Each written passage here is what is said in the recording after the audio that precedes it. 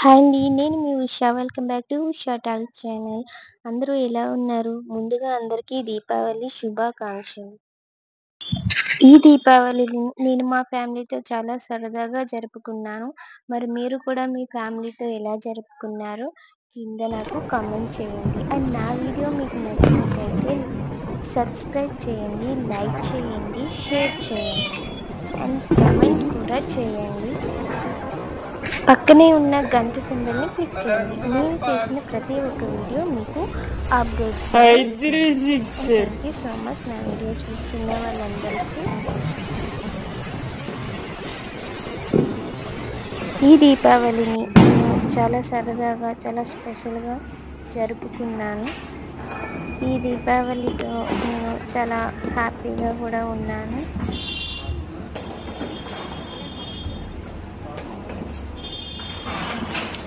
ఆడ దీపం దగ్గర చేపట్టు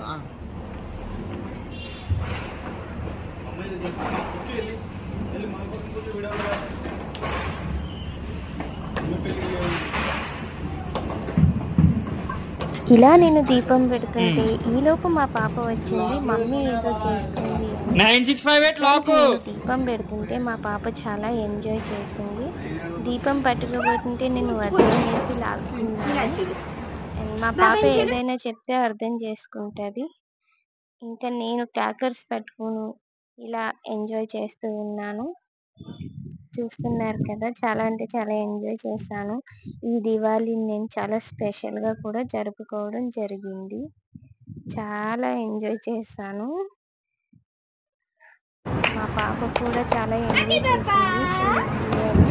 లాస్ట్ ఇయర్ అయితే ఈ సౌండ్స్కి గట్రా బాగా వచ్చేది. తను కూడా చాలా ఎంజాయ్ చేసింది. తను ఎంజాయ్ చేయడం వల్ల నేను చాలా హ్యాపీ అయ్యాను. చాలా ఎంజాయ్గా, చాలా అంటే చాలా బ్రతిమలాడితే అది ఒకటి కాల్చింది. ఆ చిన్న వీడియో తీసాను.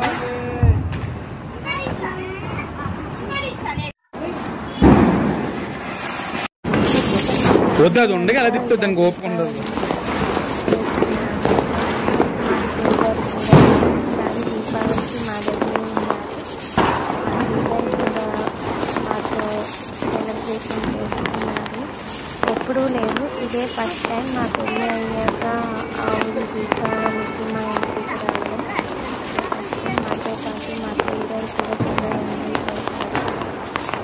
ముఖ్యంగా మా అత్తయ్య పాప ఉంది కదా, అంతా ఎంజాయ్ చేశారు. మా పాపకి ఆ లైట్స్ అంటే చాలా భయం.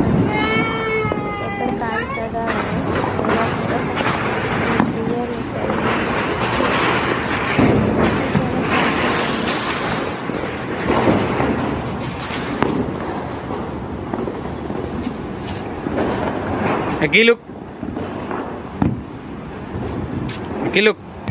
అండ్ మధ్య మధ్యలో మేము ఫోటోలు దిగుతూ ఉన్నాము.